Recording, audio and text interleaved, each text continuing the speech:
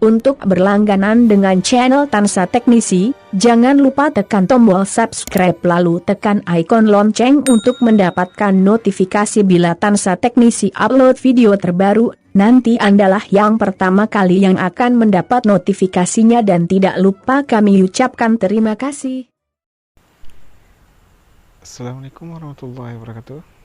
Oke teman-teman, jumpa lagi dengan Tansa Teknisi. Oke, pada kesempatan kali ini kita tidak akan memperbaiki sebuah televisi, namun kita akan memperbaiki sebuah blender dengan merek Miyako, yang mana kerusakannya adalah mati total atau tidak mau hidup sama sekali. Nah, setelah saya cek, ternyata ada gulungan yang berkapur dan ketika saya sentuh gulungannya putus. Ini mungkin ini yang menyebabkan tidak mau bekerja. Langsung kita bongkar saja. Oke teman-teman, sekarang saya akan membuka gear penggerak blendernya. Seperti ini caranya.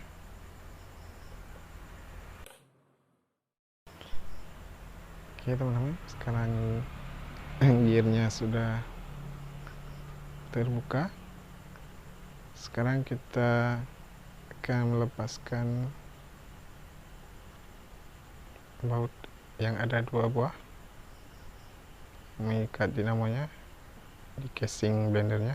Nah, seperti ini. Kita buka,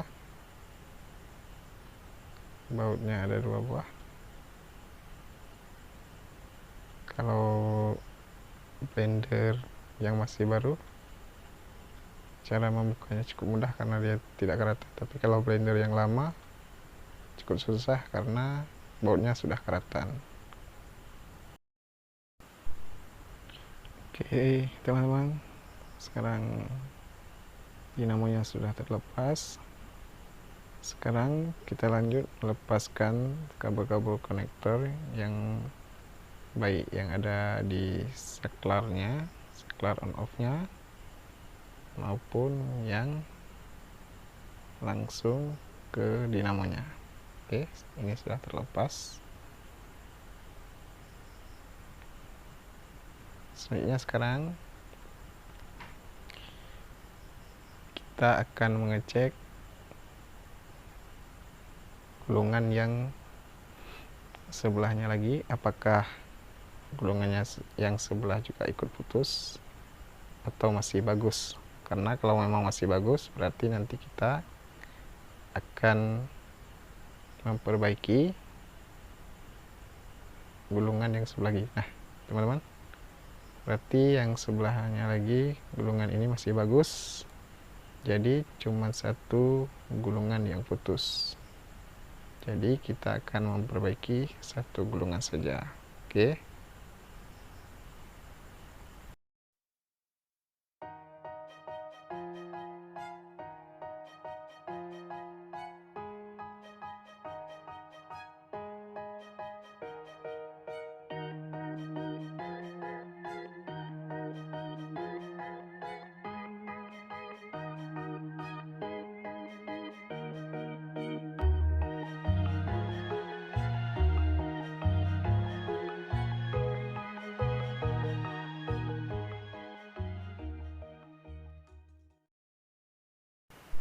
Oke teman-teman, sekarang kita akan membuka gulungan kabelnya.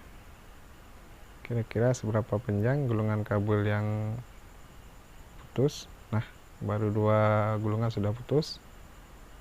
Coba kita buka lagi, apakah masih ada yang putus. Nanti setelah kita buka, baru kita cek apakah sudah tidak ada yang putus lagi. Oke teman-teman, setelah kita pastikan sudah tidak ada yang putus lagi dan setelah kita cek dengan tester sudah nyambung yang ke ujung satunya lagi, baru kita sambungkan kabel yang baru. Nah, seperti ini kita sambungkan. Sebelum kita sambungkan, kita kerap dulu email kawatnya biar nanti sambungannya melekat dengan sempurna waktu kita menyoldernya dengan solder dan kita pakai timah. Oke teman-teman, kenapa saya di sini menyambungnya? Karena kabel yang putus tidak terlalu panjang, kira-kira cuman sekitar 20 gulungan, jadi saya memutuskan untuk menyambungnya saja agar lebih efektif teman-teman. Nah, kita solder sambungannya seperti ini, kita buat pakai solder kita supaya sambungannya melekat dengan sempurna, baru kita potong. Selanjutnya saya menempelkan atau menempatkan posisinya seperti ini supaya tidak menyatu dengan kabel yang lain agar tidak terjadi korslet. Nah, seperti ini saya sering melakukan seperti ini dan ini sangat aman. Oke, setelah kita pastikan sambungannya menyatu dengan sempurna, sekarang kita akan menggulung kembali gulungan yang kita buka tadi. Kira-kira gulungannya berkisar yang seperti saya bilang tadi, sekitar 20 gulungan dengan ukuran kawat email sama, yaitu sekitar 40 mili ya. Oke teman-teman, sekarang kita akan menggulungnya. Di sini saya menggunakan atau teknik manual. Oke, santai saja, kita lakukannya secara pelan-pelan namun pasti. 1 gulungan, 2 gulungan, 3 gulungan, dan seterusnya sampai 20 gulungan.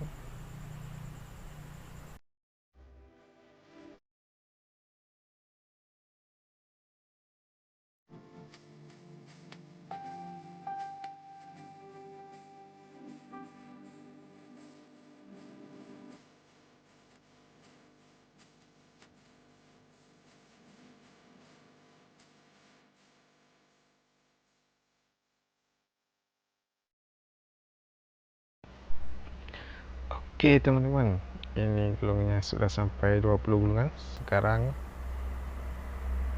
saya melilitnya seperti ini supaya tidak mudah lepas. Dan selanjutnya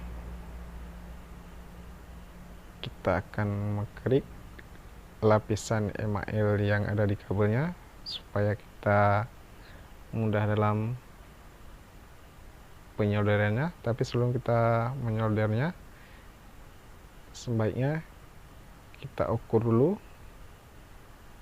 berapakah nilai resistansi yang terukur, apakah sama dengan nilai resistansi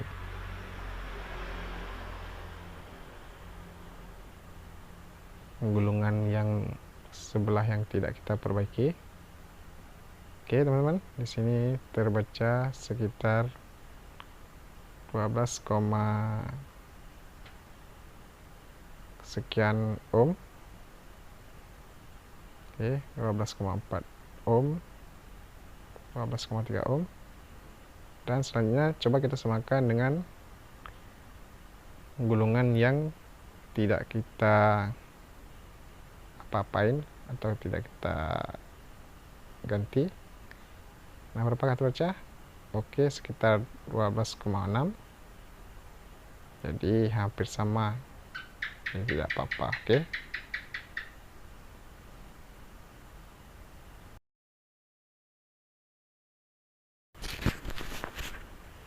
Dan teman-teman, karena pengukurannya sudah oke semua, sekarang kita klik, kita akan menyoldernya dan kita akan menyambungkan seperti semula. Nanti setelah kita sambungkan baru akan kita tes kembali. Oke ya, semoga blender ini dapat bekerja dengan normal kembali dan misi kita sukses. Oke, langsung kita sambungkan saja.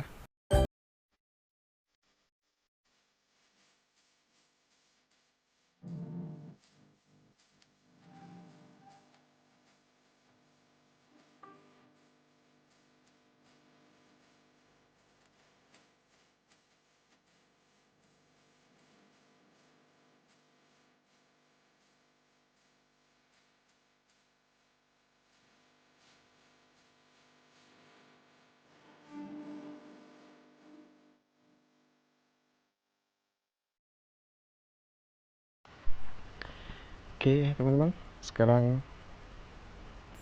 baut-bautnya sudah terpasang dengan sempurna. Namun apabila anchornya ketat, tidak mau putar, ketok seperti yang saya lakukan tadi, maka anchornya akan berputar dengan normal, tidak seret lagi. Nah, seperti itu caranya. Oke, kita pasang remote fuse-nya pakai tirapnya supaya sebagai pengamannya, apabila overheat nanti dia akan memutuskan arus.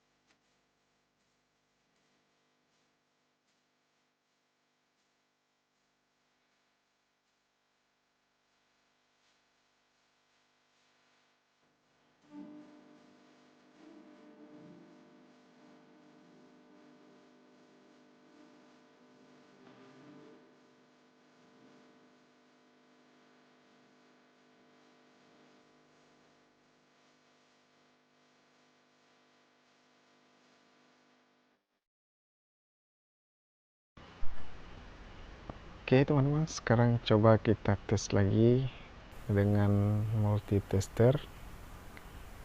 Setelah terpasang semua, berapakah nilai hambatan yang terbaca di tester kita? Oke, di sini terbaca 44 ohm, cukup normal. Nah teman-teman, sekarang kita akan tes, langsung kita colokkan ke listrik, apakah blendernya sudah bisa berputar dengan normal. Oke, kita pasang dulu baut-bautnya seperti ini supaya lebih aman dalam atau waktu kita melakukan pengecekannya, karena tenaganya cukup besar ini blendernya. Oke, kita colokkan stekernya. Yap, blendernya sudah berputar dengan normal. Oke teman-teman. Oke teman-teman, terima kasih sudah menonton video ini. Jika Anda menyukainya, silakan tekan tombol like dan bila perlu share ke teman-teman kita yang ada di seluruh Indonesia supaya juga mereka mengetahui ilmu ini. Terima kasih sekali lagi sudah menonton. Sampai jumpa di video Tansa Teknisi selanjutnya. Terima kasih.